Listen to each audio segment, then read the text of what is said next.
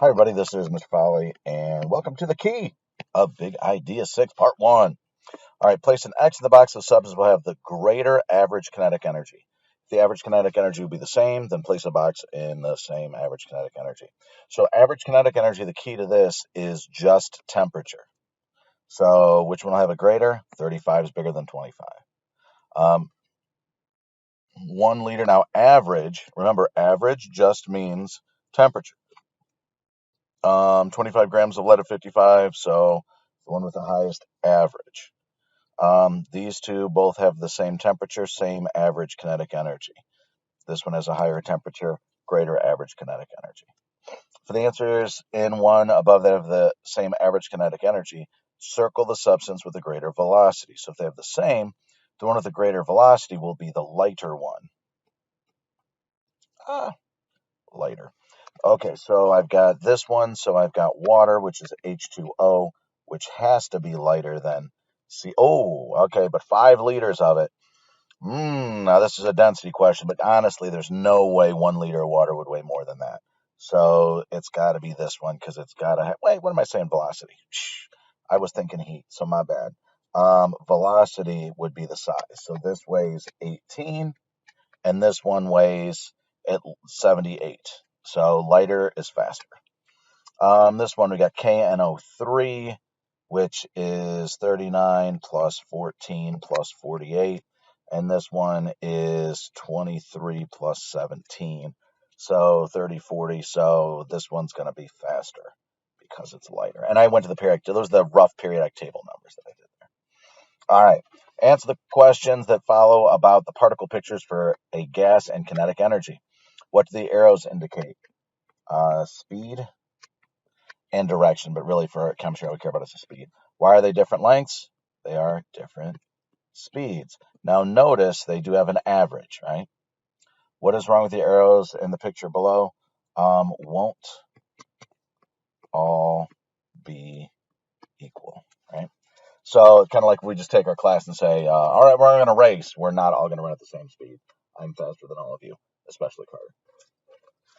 Maybe not Nick, but probably Evan. Draw arrows for the two gases below that are the same temperature. Okay, so this I'm going to say is heavy, and this I'm going to say is light. So just in case there's any questions about that, oh, what's an density for? That's what we're looking at. So the heavier one would be slower. Now I'm going to make them a little bit different, and the light one is going to be longer. Boom, boom, boom. Why am I making all these noises? But you can tell. And they don't have, just because later doesn't mean it has to hit the wall. But that's what I did. Determine the number of moles. Okay, so a quick one. Ooh. I didn't calculate out my stuff here. Determine the number of moles of 5 grams of each of the following compounds. So you could show the work for this, but this really all we got to do is moles equals mass over molar mass.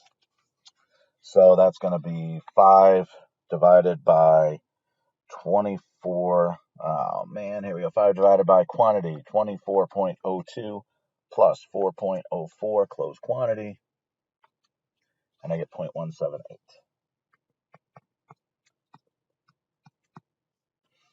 And then I'm doing the molar masses for this guy.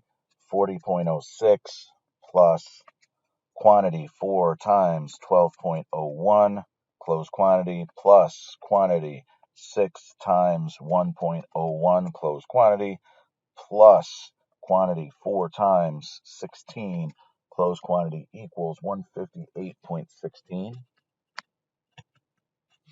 And then that would be 5 divided by that answer, which is 0.0316.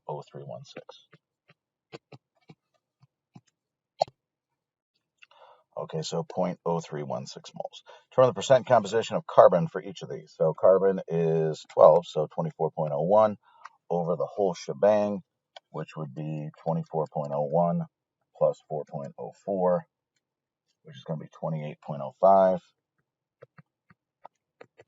So 24.0, sorry, it's 24.02. So that means this is 0.06. So 24.02 divided by 28.06 is is 85.6%. And I moved the decimal on my own. I handled that one quite beautifully. This one would 158.16. I did that before. So the carbon part is 4 times 12.01. So 4 times 12.01 is 48.04 over the total 158.16.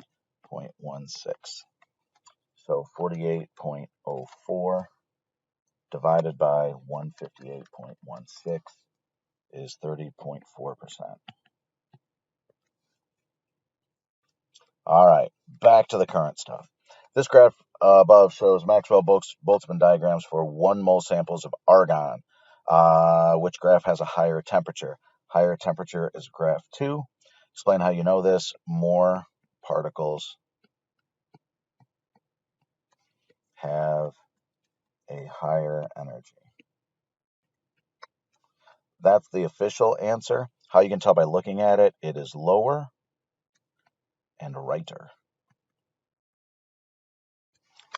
The two samples are mixed. What would happen to the average kinetic energy of graph 1? So I'm going to label these to make my life easier. This is cold. This is hot. What would happen to the average kinetic energy of graph 1? It would go up. Oops. I drew my arrow. Graph 1, the cold would become hotter. It would go up. Ooh, you're being weird. It would go up. Graph 2 would go down. Predict the sign of delta H, the following processes. So do you see how this is a bond forming? So that is exo. So barf, break, absorb, release form. So I'm going to write release, exo, delta H is negative. On this one, do you see how I'm breaking a bond between these two? Break, absorb, endo, delta H equals positive. On this one, we're breaking again. Why did I break delta HBr? Delta H is positive because all I'm doing is breaking that apart. Determine if the following observations would be for an endothermic or exothermic reaction, then determine if the energy flowing into or out of the reaction. Student conducts a chemical reaction in a test tube and feels the test tube is hot. That's exothermic and it's flowing out. If it feels hot, that means leave system, that's the tube, into U. Student mixes 2 chemicals in a beaker. Frost appears outside of the beaker. So that would be endothermic. Excuse me. And energy flows into the system because it goes from, frost means a solid form. So this is water vapor. Oh, well, I'm going to call that liquid vapor.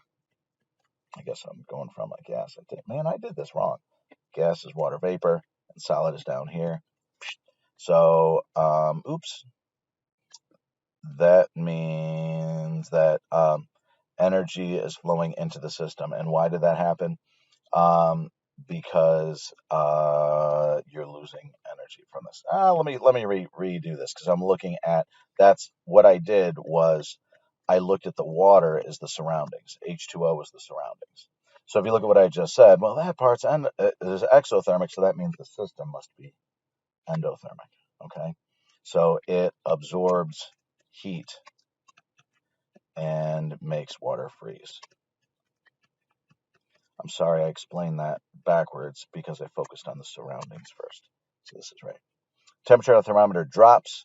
That's going to be endothermic, and energy flows into the system. Again, because the system is absorbing energy. Mr. Foley's a pumpkin farmer. I know some of you hated the fact that it said peaches here. Pumpkins.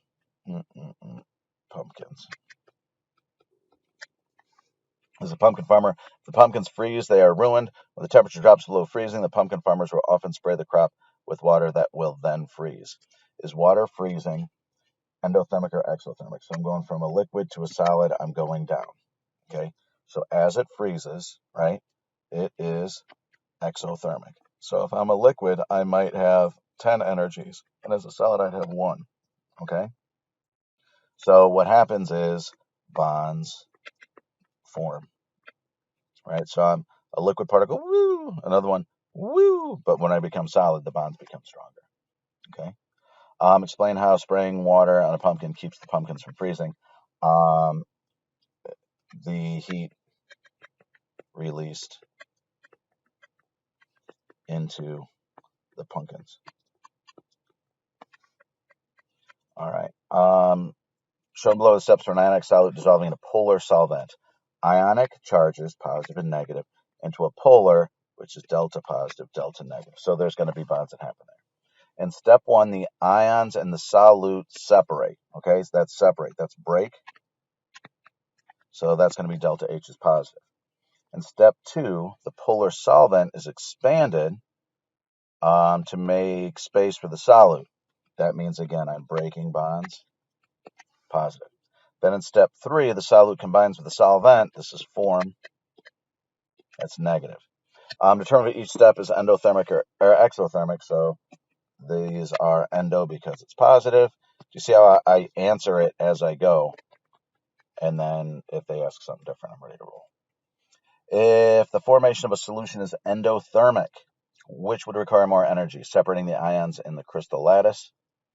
Okay, so endothermic means overall positive. Which would require more energy? Separating the ions in the crystal lattice or forming the solution?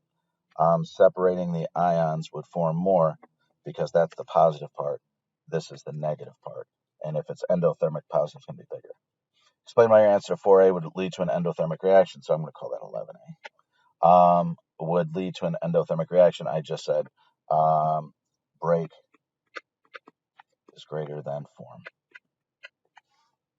Determine the following process are endothermic or exothermic by putting a positive or negative in the box. Okay, so positive, again, I'm breaking bonds. You were close, they're farther away. Again, it's positive, I'm breaking bonds, right? Here, it's positive, I'm breaking bonds.